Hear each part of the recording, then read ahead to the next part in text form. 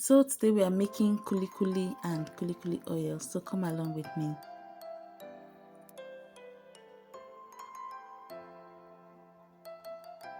So in form of continuation from the last video, but in case of anyone that wouldn't watch that and watch only this, so I had to add some bits of the roasting process.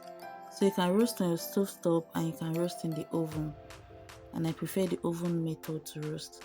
And this is the very easy way of peeling off your groundnuts, and this is all done. Then we are going to the blending stage. So you can either blend with your blender or you can take it to the commercial center to blend, but make sure their engine is very clean.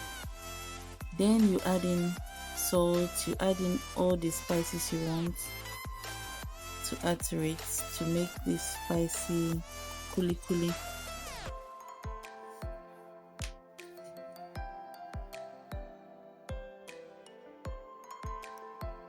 So this is it, all blended and ready. I didn't measure the cups I used, I didn't measure the quantity, but this should be around 1.5 to 2 mudu of groundnut. So after blending and you have your paste, which you can just keep as groundnut paste, but if you want to make your kulikuli, you have to extract oil by, I don't know the magic behind this or the science behind this. Just add water and mix. Keep on turning and turning, but this process, let me confess, is a lot. This is not easy at all. So you just add in water gradually and keep stirring. At some point it's going to be very heavy and difficult to stir, so I'm just giving you heads up so that you will know whether you are going to try this out or not. But for the fun of it, I would like you to try it out and just to see the transformation process, how from groundnut paste you can get your kulikuli. So you can just try it out and have that feeling and excitement that you're making something by yourself. So gradually mix in the water, just normal room temperature water. Just mix it in. Though some people use a little bit of warm water, but it was blended very hot, so I didn't want to use warm water anymore since it was very hot from the blending. So I just added room temperature water. So at some point I had to use my hands because that turning stick wasn't doing any good. Even at some point I had to put it on the floor to use my leg and hold it and turn it properly, because this took a long time before the oil started coming out. So let me just let you know, because sometimes when you see videos you may think because they'll speed it up you think it's easy like that. This is a lot of process and it takes a huge chunk of patience to get this done.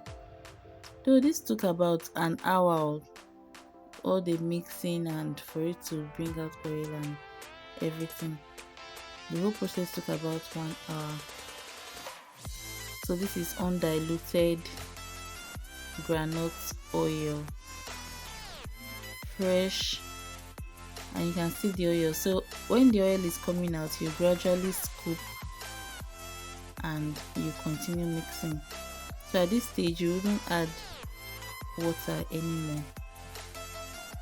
With your sense of feeling, you know when it's time for you not to add water again, because you see the oil already coming out. And at this stage, after extracting to this extent, there is still a lot of oil in this. If you have the strength, you can still mix, and if not, you can just pour it in a bag and in a chiffon cloth and put heavy something on top and extract more oil. Me, I was tired at this stage. I just had to go ahead and start rolling it out to fry. So roll it out to your desired shapes, play around with the style, the shape and everything.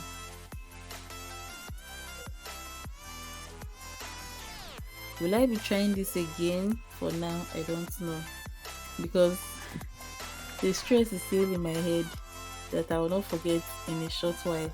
So maybe when I forget about the stress, I'll give it a try some other time. But the stress was worth it. It was worth it because you know what you are putting into your kulikuli, you know the ingredients you are putting, and you know that your groundnut oil is pure and undiluted. So I can say it's worth it. Let me know your thoughts in the comment section. Will you be trying this out? Let me know. So that same oil, you pour it into your empty pot and then use it to fry the kulikuli. And you can also like roast it in your oven. At this stage, your oil wasn't hot, so you let the oil to be hot before adding them into the oil. So you can also use your oven. I prefer the oven on. Just spread them on your baking sheet and will I call it bake now or roast or dehydrate? Anyone. Just use your oven and get it to be cripsy, right? Yes, cripsy. So with this frying method, you just stir it around, and when it's cripsy, you just bring them out of the oil and let them cool down.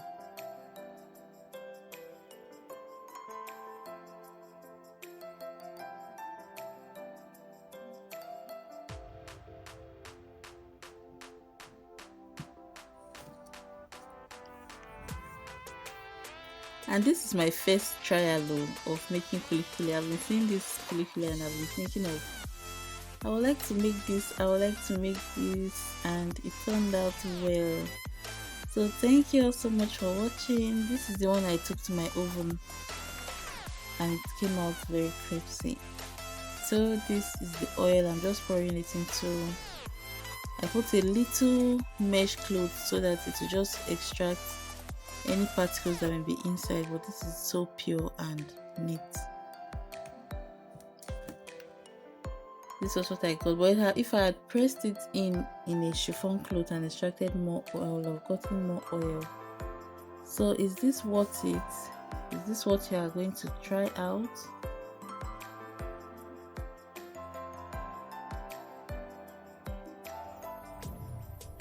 So this is the outcome. We have our kulikuli and we have our groundnut oil. You can use this for stews, to fry yam, to fry egg, and every other thing you want to use it for. So this is our kulikuli, so nice and delicious. Thank you all so much for watching. You can have this with gari, you can eat it alone as snacks. Until I come your way again, bye.